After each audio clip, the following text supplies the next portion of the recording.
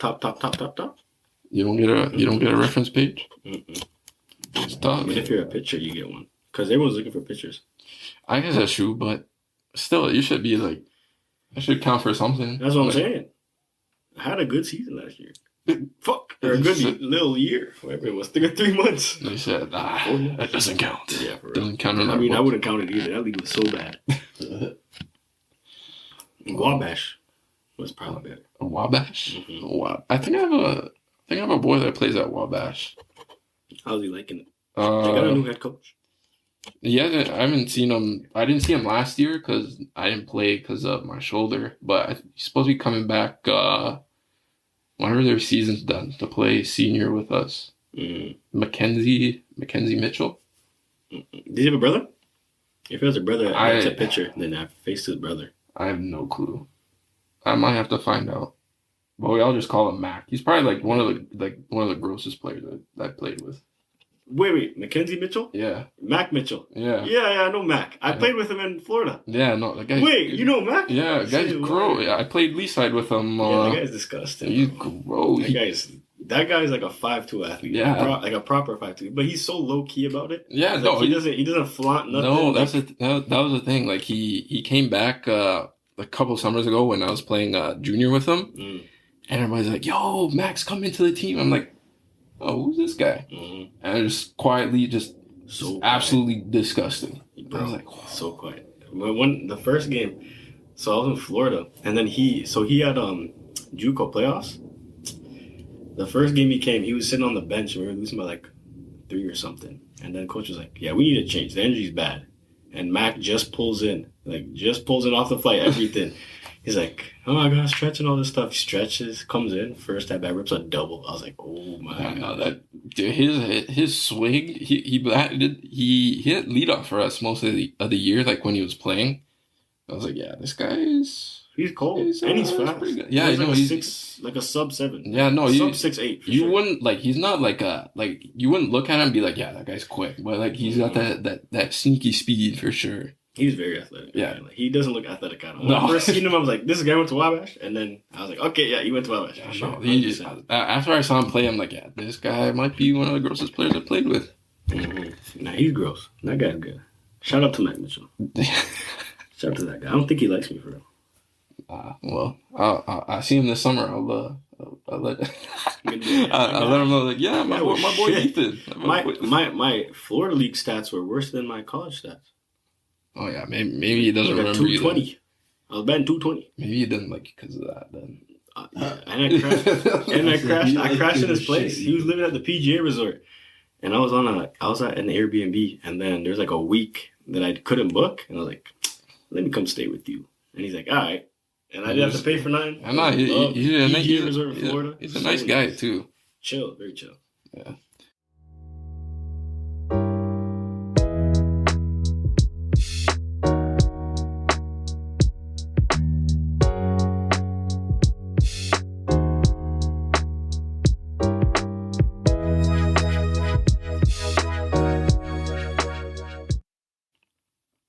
Hello, everybody, and welcome back to episode 17 of the On Deck podcast. I'm your host, Roberto, and today I have a good friend joining me on the episode today, an old teammate of mine from back in the 15U days at OBJ. This guy has been a part of the St. Clair Community College Skippers, where in 34 games he hit .289, 26 hits, 1 home run, 12 RBI, and of last year played with the South Carolina Yankees in the Southern Shores Baseball League, where in 21 games he had 20 hits, 1 homer, 18 RBIs, while hitting .345 and coming in third place in MVP voting for the league overall. Welcome to the podcast, Ethan Sanasie-Edwards. Thank you, boss. Thank you for having me on the podcast. Thank you. It's my pleasure. It's been a long time coming. You've been away for too long, enjoying yourself in the Cayman Islands, but I don't blame you. Yeah, man, the weather's been bad here. I can't lie. I mean, it's getting better now, but when I was in the Caymans, it was just not. It was all the snow and all that stuff. Yeah, no, it was not. Even now, it's still too windy for my liking. I don't like how it switches. It's flip flop. Like the other day was freezing, and the day before was hot. Yeah, I don't like that. Probably tomorrow it's gonna be freezing rain Yo. of some sort. But no, it's good to finally have you come on. And how you been otherwise? Man, I've been good. Just trying to figure out baseball and life, you know. Just been doing me. Just been Cayman Islands relaxing. Just trying to heal up from some injuries I've got going on. Got me a setback. But, That's all right. Small setbacks, but not for too long, hopefully. Mm-hmm. But hopping right into this, we started playing baseball at a young age together. But when did you kind of start taking this baseball games more seriously? Well, for baseball, so I grew up like a hockey guy. So, Okay, actually, yeah, I do remember seeing some pictures of you playing hockey. Yeah, man, Vaughan Rangers. I played in Vaughan, but okay, no way. Double A. But friggin', I started baseball seriously. Probably I'd say like grade 8, but like I generally started taking baseball seriously in like grade 11. Because even at like OBJ days, I didn't think I was the best at all. I was just there because my parents put me in sports because they didn't want me like in trouble or what I mean. Just trouble kid. Yeah, bad kid. guy. Not a bad guy, but just hang around the bad people. But they would definitely keep me in sports. And then like around grade 11, that's when I got like my first offer, and like I started taking baseball serious. That's when I got like ranked nationally in Canada and stuff. Okay. Where was that first offer? Where did it come from? Honestly, I could not tell you. I could not tell you. It was you didn't take a screenshot of it or nothing? No. Because I'm not even gonna lie. Like growing up and like especially at OBJ, everyone was talking about like committing, and like we had Cooper Davis that committed early and stuff. And I was like, I don't even know what committing is. Like I don't know nothing about like going on to like a post-secondary school to play baseball. I didn't know nothing about it. Yeah, no, that was definitely super foreign to me at the time, especially because we were what. I was 15, you were 16. I was 15, yeah. Like it was like, Cooper Davis committed to Vanderbilt. I was like, yeah, where is that? Yeah, like what is Vanderbilt? Yeah. And even looking back, there was a lot of guys that, committed super early at maybe 16, 17. And I don't know, me personally, I didn't really follow too many of them like after baseball. Like I know a couple guys here and there, more so some of the pitchers, obviously, because that's what I was doing there. But yeah, it was just committing everywhere, guys going all over the place, honestly. And it was cool to see, but as like someone that didn't think that they were good compared to everybody else there, I was like, when am I gonna get my offer? Like, where am I gonna go? Kind of with that. I felt that for real. Like at OBJ, like we were saying, there's so many kids. We had like that was a talented group. Yeah, no, like, it definitely was. Some of the younger kids, like we had Miles and all of them, like Jaden Brown, Deshaun Brown, all of them, like TJ Schofield, Sam, Blake Buckle, all those guys were just crazy. And then after I went from OBJ, I just went to the Mets. Everyone there was getting offers. We had not Ben Abrams. He was committed to Texas Longhorns. He was a pitcher. I forget, honestly. I generally hated playing for Toronto Mets. Like, that year was probably like the worst year of baseball I've had ever. Just really? Like not playing wise. I mean, I didn't play at all. That's why it was probably. Oh, bad. okay. Yeah, that kind it of was just like the treatment too. It was just like the kids weren't the best at all. But yeah, no, that the OBJ group, like even looking back at it, it's like, like who did you play with growing up? There's so many names that are like, in the minor leagues, or like I faced one of the probably one of my favorite moments was like throwing live to like Noah Naylor. Mm-hmm. That's the one thing. I faced him twice. Yeah. He got a hit off me, but I struck him out. That's my. There you go. At least you won, that's my one win I'll take. Go. But yeah, no, there was a lot of guys like looking back, even like some of the opportunities that were there at OBJ, like the Marcus Stroman was there filming a BioSteel commercial. I remember that. Yeah.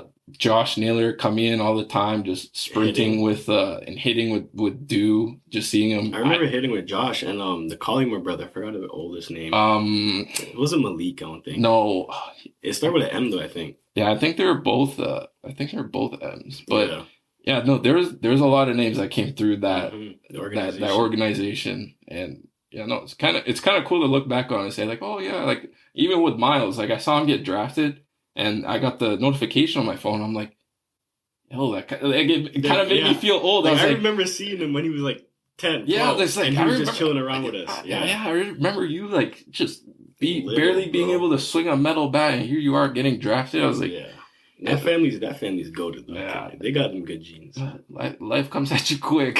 Honestly, super quick. But getting back into it, as a college player, even post college, were there any superstitions that you had or like pre-games routines that you kind of adopted or even stuck with throughout your playing career? To be honest, it definitely varied. It depends how I was hitting for sure. But I remember in college, like my first year at Wabash, I was like strictly no drip. I was such a boring player. Like I'd be there with like regular pants, no high socks, nothing. Really? So yeah, first year with Wabash was like nothing. And then I went to SC4, and then I started wearing eye black, and then I started hitting good, and then I stopped hitting good. And I was like, yeah. Get rid of the eye black? Get rid of the eye black. And then I started wearing an extra pair of batting gloves in both my pockets. In both pockets. It was ugly, but man, I was hitting good there. I was hitting good. But then most recently, this is a nasty one, I can't lie. You guys might think of me different, but it's my socks. My socks. This season, this year with the Yankees, I didn't change my socks. If I was hitting good for one game, I would not change them. Wouldn't wash them. You wouldn't wash them. You can't. That's good luck. You can't wash the good luck out. Yeah, I know them socks. I'd let them air dry. I'd let them air dry though. They be crusty. Them boy be crusty. Them boy be crusty. You at least spray them with like Febreze or something? Of course. Okay. Febreze. Cans of Febreze. Okay, I was gonna say you can't just have them air dry. Even the Febreze. I can't lie. I got so bad to a point where we were driving to a game. I was gonna say boys out the window. You had to hold them boys out the window. Super held them out the window. But I feel like I wouldn't say I'm super superstitious, but I feel like baseball players, even some basketball players, those are probably the two sports where you see the most superstitions in. Mm-hmm. I don't know for what reason, or it'd be like the weird things too. Is like, I gotta have the same pregame meal. I gotta walk the same way. I gotta tie this shoe up before this one. I've definitely met some people like that. If in college, there's this one guy. I'm not gonna say his name, but his pregame ritual was he would buy a fresh pack of fresh pack of tobacco, and then he'd pour Fireball in it. And then during the game, that was his every. He was a pitcher though. Okay, yeah, no. Honestly, if there's gonna be weird superstitions, it's gonna be from the pitchers. It's always the pitchers, man. I don't know what I don't know what you guys are doing. We have sometimes we have too much time on our hands where you kind of get bored and you start trying stuff out, and then that's when it clicks. Like, I had a good outing because maybe I did this differently, and then that kind of thing sticks and. Sometimes it creates a good habit, but sometimes it'd be the weird ones that'll be sticking the longest. Yeah, 100%. I mean, there's this one penny I found too. I hit the home run with that. I still have it. Oh, you still have? Yeah, I found it in the parking lot, and then that same game, I actually hit 2 home runs. I think it was against Malcolm. Oh, yeah, Malcolm's not gonna like that one. When I was with the Terriers and he was on the Rose, the first time we played each other, I hit 2 home runs. That was actually my first home run ever. Against Malcolm. Malcolm? Yeah, not often, but against his team. I never got to face him. Oh, that's funny. But yeah. Have you ever seen? I know you've probably played like baseball at a whole bunch of levels and with different teams. Even as I'd say a casual watcher. MLB stuff. Yeah. What are some of the changes that you've seen? Across baseball at any level that you've played at? One thing I've seen now is that the young guys, they're crazy athletic and crazy good. That's the one thing. It's like the upcoming talent. They're like, we have Jackson Trio. He's an 05 and he's in the MLB. That's crazy. At all levels, like, I don't know, like the no one, like even back to the Naylor brothers, they're all good. But I've heard, I don't know, I haven't seen. I've heard Miles is the best. He's the youngest. That is one thing I've heard too. He's a switch hitting shortstop. Yeah, and he's quick. Like, I don't remember him being a switch hitter. Like, obviously, when I was there at 10, obviously you're not going to be switch hitting. But honestly, I wouldn't be surprised if he's elite from both sides because those genes, like you were talking about, those genes are crazy in that family. And yeah, definitely like seeing like even guys like in the MLB, or there was a guy for the Jays years ago, Elvis Paguero, I think his name was. Yeah. He came up. And this was, I can't even remember. Maybe it was 2016, 2017. Came up at like 22. Mm-hmm. I was like, yeah, what am I doing? What am I doing? What did I do wrong? Yeah, like you said, like Jackson Trio, he's he's probably gonna be an MVP multiple times in his career, but like 100%, yeah. 05? Yeah, that's crazy. Like that's younger than my brother. Yeah. And It's just crazy to fathom. yeah, no, I be seeing it on the TV. It's like, oh, he's putting up all these stats saying, oh, first player since Mickey Mantle, Babe Ruth. I said, Yeah. what? Yeah, like these young kids are definitely bringing a different edge to the game. They're definitely making it more entertaining. Oh, 100%. Even like I've been seeing like PBR stuff on my phone saying graduate of 2030 up to 95 from right side. I said, yeah. I said, crazy. Good God, what? It's insane. And then I see the behind the plate view. I'm like, how? I'm like, how? And it says, oh, off the mound, 95. Also hit 2 tanks in the game as well, and then played right field to finish the game. Made a diving catch. I said, no. They're crazy hybrid athletes. Yeah, I don't know what they're putting in the foods nowadays, but I wish I had that back then.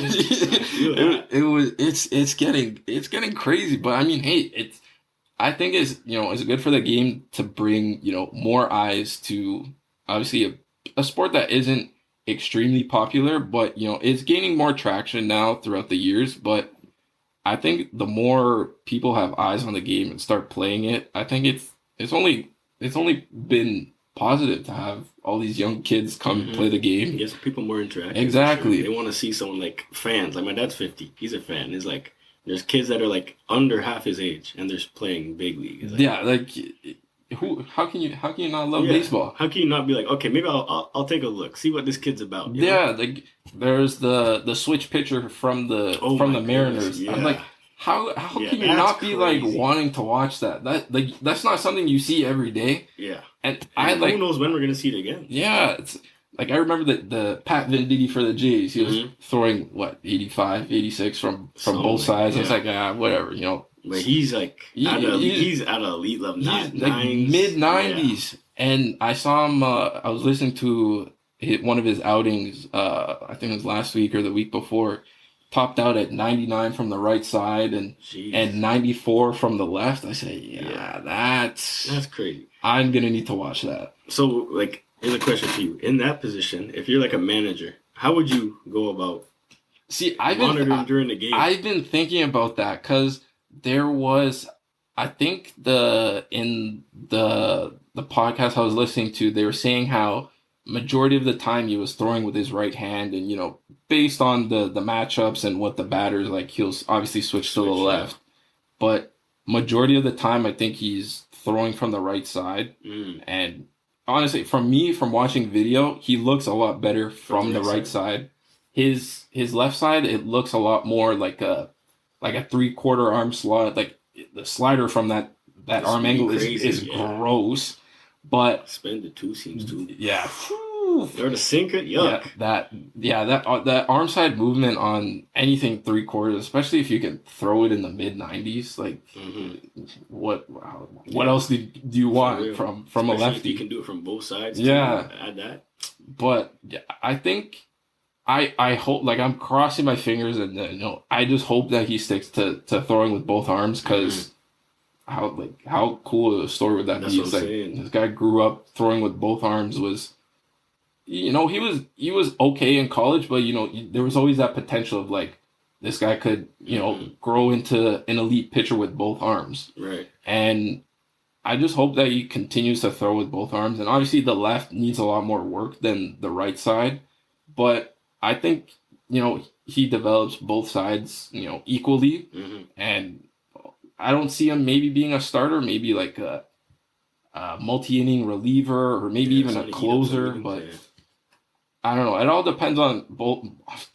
I'd say arm health, but now you have to worry about both arms being healthy and being able to, throw with the right side as much as the left side, and, having them stay equal. But hopefully I hope he continues it, because I just want to see it every fifth day, or even if they want to be stupid and throw them like one game on the right side and then come back a couple days later and throw with the left side. I know that probably won't happen, but a man could dream. Yeah. A man could dream. Do you think it's hard? Okay. Do you think it's harder to pitch from both hands at the MLB, or be able to pitch and hit at a good level at the MLB?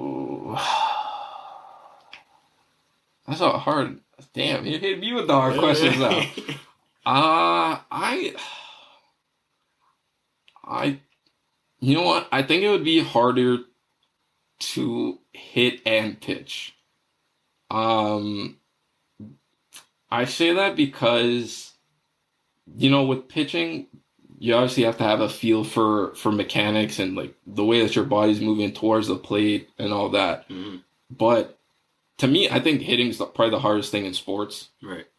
And to have your timing, like for me, timing is everything while hitting. That's the only thing that I suck at, and that's why I'm not a good hitter. Because I've seen the ball, and like I'm like, okay, I'm gonna swing. If it's over here, and the ball's like halfway there, I'm like, I haven't decided yet. And then like I swing, the ball's in the glove. Yeah. So I think being able to do hitting and pitching at an elite level is probably the hardest thing to do. Mm-hmm. Just to be not even like decent, but to be good at both sides of the ball, like Otani, like what Otani is doing ever since he came in the league, that's been ridiculous. Like that's stuff that you do like in video games. Yeah. And to watch him do it, like I'm not gonna lie, I'm like turning on his first start as soon as he comes back on the mound in like mid-May, because I just want to see what he's at, like pitching wise, because I haven't seen him pitch in what, like a year? Yeah, probably a year and a half. Like one of my favorite players in the league to watch, like obviously on the mound and hitting because nobody else is doing it. But yeah, I think that's probably the hardest thing, because to be able to manage both and to keep them up at like a high rate or a high level, it's crazy. It's so hard to do. It's so hard to just do one. Yeah, that's what I'm saying. Focus on one. And to do both, and excel. Yeah, at MLB. I could not. I can't even wrap my head around it, honestly. Yeah. But yeah, honestly, that's a good question. That's a banger of a question. I didn't even think of that. Yeah, I mean, I have another one. Okay. Hit me with it. Do you think Jack Caglione will ever amount to what Otani has done?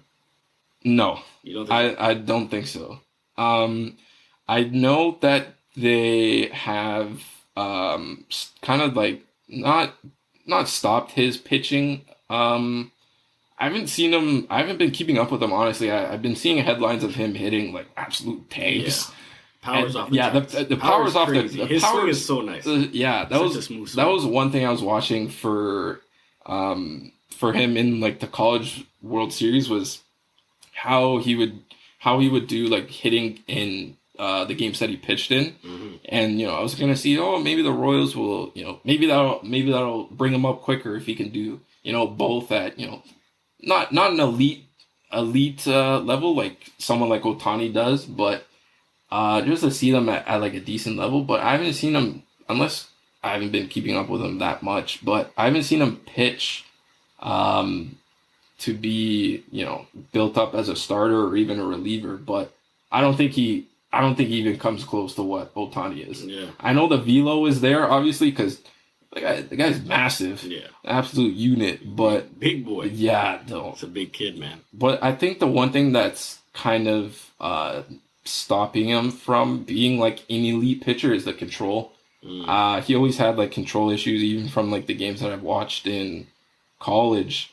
The walks, like the stuff is there obviously, but it just has to be in the zone. Yeah. Like, and I know Otani's not a great pitcher, like control wise either. Like if I was talking with my boy AJ, like my first guest, and we were both talking about location on Otani's pitches. Mm-hmm. They aren't, majority of them aren't great, but he gets away with it just because he goes hard. Yeah, he has good stuff, and it's coming out really hard. But the location isn't always the greatest. But you can get away with it. Yeah, because he has multiple pitches too. Yeah, that's another thing. I think I'd get away if I could throw 102 down the middle. That's another thing. The guy throws so hard. That's what I'm saying. And he hits the ball just as hard as he throws, if not harder. But yeah, no, I would like to see another two-way come in, because why wouldn't you want to see that? Yeah. But I don't think that we see him come to the amount that Otani has lived up to. You think in total, like maybe he needs some years to figure it out, or just?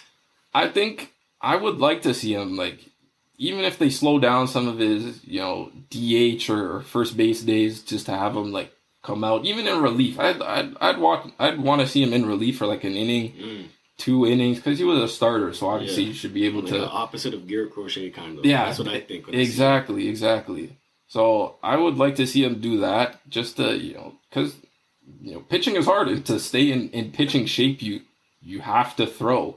Yeah. So to have him at least do that at like a smaller scale, and then be built up to maybe be a starter at some point we could see it, but do I personally think it'll happen? Probably not. But again, I can only dream, because two ways are fun. Two ways are fun to watch. Yeah, it's a very like hearing someone's two ways, like really, like it's very inspiring. Even in college, like there's a bunch of two-way guys that they'll start off as like majority of them are shortstops, and then they'll become a pitcher. Yeah.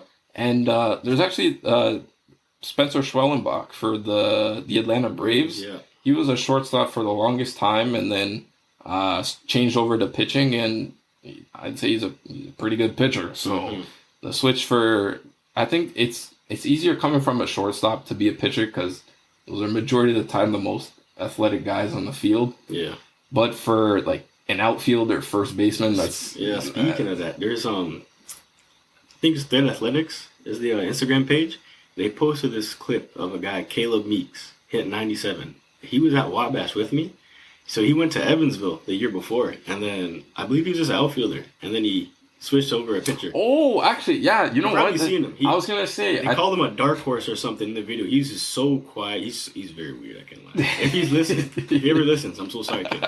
But I can't lie. He was the most athletic. And I'm about to spill the tea. This guy would chain smoke cigarettes, bro, and then like go in the gym and just hit a East Bay. The guy was like the most athletic person I've seen ever. It was crazy. That is crazy. But yeah, no, now that you say it, an outfielder is switching over to pitching, I think I've seen a couple clips of him. Honestly, that's one of my favorite Instagram pages to watch is Trend Athletics. Even on TikTok, like any kind of pitching, I just like, if the video could be like 10 minutes long, I'm there like both hands staring at the screen. I'm like, ooh, this is, interesting. I watching pitches just to like see different arm angles, just like just how the ball's different flight and stuff. I don't know, it's not inspiring. It's cool to look at. Yeah, there's, especially with all the technology nowadays with pitching, it is, it's super fun to watch and just be in awe about, honestly. Mm-hmm. But getting back into, the MLB level, who's one player that you have your eyes on this season as a breakout? Or if not, you have a team breakout? Man, my team is the Blue Jays. I'm obviously hoping they're going to break out whenever. But a player I have is actually like one of the rivals. It's for the Red Sox, Christian Walker. Second Christian Campbell? Christian Campbell. Who's Christian Walker? I didn't know who that is. Christian Campbell. Yeah, sorry. I think I mixed up. Christian Walker, the Astros first baseman. I don't know why I keep saying his name. But Campbell, yeah. Christian Campbell? I don't know. I like how he plays the game from the clips I did see. I don't even know his name. But I just like the way he played. He got an extension. Oh, did he? Yeah, he got a hit the other day against the White Sox. Oh, yeah. He's a young guy. He's 22. I think they got him in a trade. I don't know. Yeah, I think... I didn't even think he was going to get called up at all this year. Me neither, especially with, like, they added Bregman, they have Devers, they have a lot of stuff already. Yeah, I talked about that, like, I think when they signed Bregman, I talked about, do we see Christian Campbell come up at all? Because I thought they were going to go initially with, because everybody was saying, oh, Devers is a third baseman, he's not moving. Mm-hmm. So I was picturing, an infield of Devers, Trevor Story at shortstop, and then Bregman at second. Completely forgot about Story. Oh my goodness! He's kind of been decent this year. Has he? He's been healthy for first. By the injury, yeah. But to see him healthy and producing for that team, and then the outfield is stacked, so like you've nowhere to put him. Yeah. But to see him like playing second base, he's not the best at second. He's still working it out, obviously, but. Just with the bat, I just like how electrifying he is with the bat. He's a very energetic player, like a fast twitch player. Yeah, that was one thing I've heard about him is that, or even I've seen the couple clips of him on like Instagram or Twitter. he has really quick hands. Very quick. And like there was this guy Arm Layton on Twitter. He kind of compared him to like Bo Bichette, how in the way that he hits is like you can't necessarily teach that kind of hitting, but like he lets the ball get super deep in the zone and kind of just like flicks his hands and gets hits like that. Yeah, I don't know. Just like watching him play, he seems like a really good baseball player. Very good. Yeah, I honestly I like him in that lineup just as like some kind of a youth, and you can always get behind like young players performing, especially early in the season. I know he went through like a couple like slow. I say slow, but they're not really slow weeks. But like him not hitting as much, but just to have him producing in a stacked lineup like that. And just to icing on the cake. You got your veterans doing the stuff, and then the rookies coming up, and he's adding to the value. I think he's almost hitting 300. Yeah, I think he's right around there, 280, 290. Last week he was, but yeah, no, that's honestly the Red Sox team is kind of looking good. Even in the outfield, like you have Roman Anthony, who I think deserves to be called up, but like there's nowhere to put him. And that was the thing with like Marcelo Meyer too. I was like, oh, if Trevor Story gets hurt, that's your shortstop. But like Story's playing well, so you're just gonna keep Meyer in AAA for.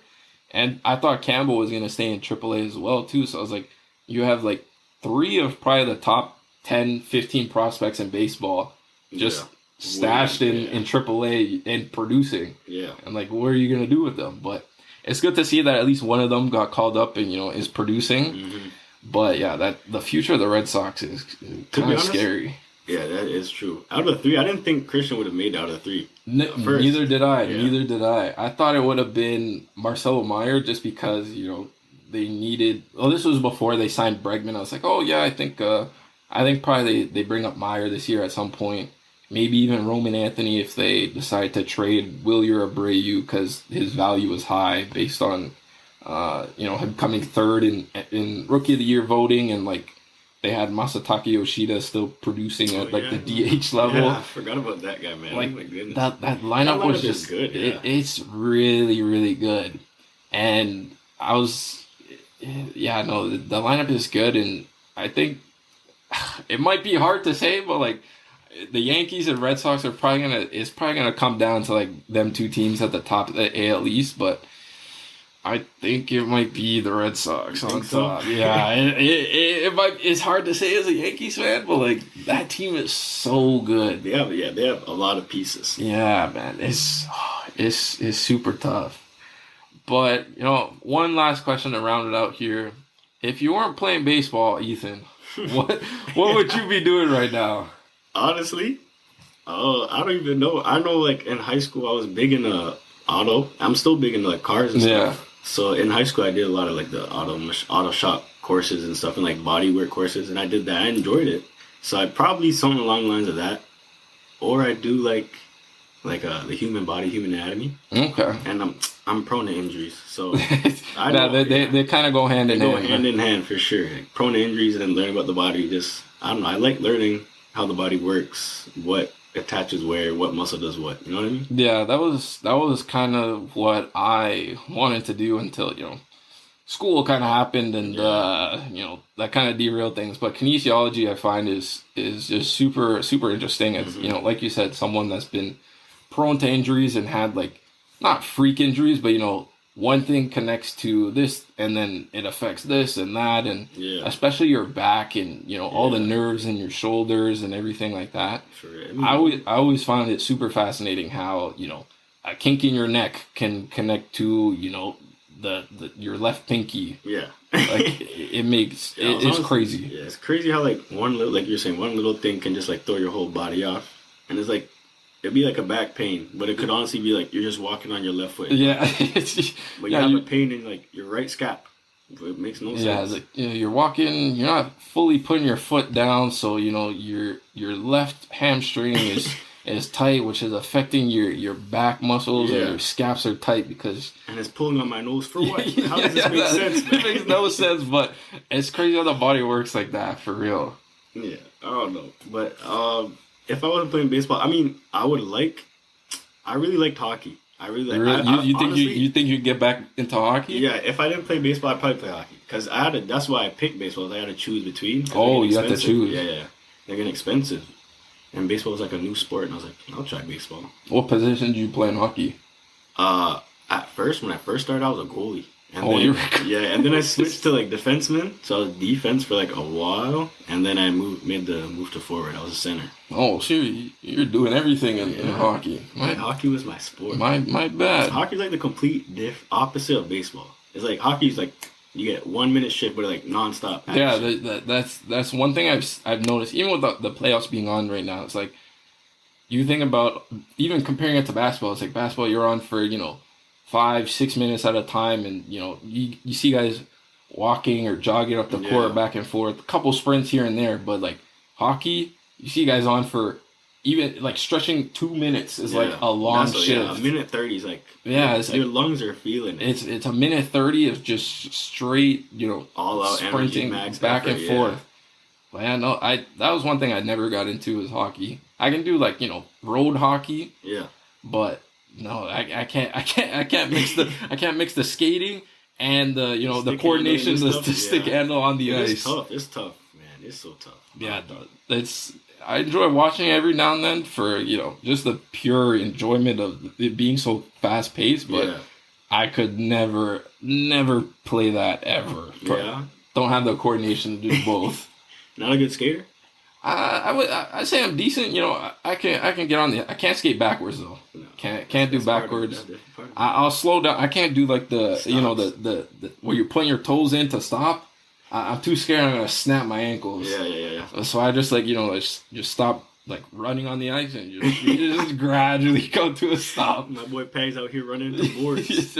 No, that is one thing I won't do. I won't run into the boards. When you like ease on the brakes in the car. That's what I'd be doing. These brakes are your hands. Just glide. Just glide. Just glide on the ice. It's definitely hard though. Skating. Yeah, no, it's I do it maybe once every other year, but. Mm-hmm. Yeah, no, I wouldn't say I'm a bad skater. If you put me on the ice, I could I could get the job done. But put a hockey stick in my hand and say, yeah, no, I'm gonna be scooting my butt around playing hockey like that. Yeah, there you go. You gotta get it out some way. You gotta get it started some way. All right, Ethan. I think that's we're gonna end things off for today. I appreciate you coming on. I think this is a great success. It was a lot of fun. I had a lot of fun talking with you. Yeah, I had a lot of fun too. I appreciate this. Hopefully I can come back. Oh, of course. Of course I'm going to have you back at some point. We might have some more things to talk about next time. I'd be down. I'd be down. Yeah, 100%. Thank you though so much for having me on the podcast, man. No, it's my pleasure. And, we'll be chatting soon. Yeah, man, gotta keep in touch. I mean, I talk to you every day. So yeah, we'll chat in the PlayStation chat a little later. Of course. I'll see you in about 4 hours. Why no more? So that's gonna conclude today's episode with Ethan. I'm sure you guys could tell that it was a whole bunch of fun recording with him, just talking baseball, asking questions, going back and forth on discussions, and really getting to know the guy more on a baseball level than, as one of my closer friends I consider nowadays. But I hope you guys enjoyed. Don't forget to rate and review on Apple Podcasts and rate 5 stars on Spotify. And if you're listening to this on YouTube, don't forget to like and subscribe, get the podcast out there to more people. And I think next episode, as much as fun as this one was, I think you guys are going to enjoy the next one even more, because I'm going to have a very, very close person in my family come and join me on the podcast, and we'll see how that goes. But until then, I'll catch you guys in the next one. Thanks.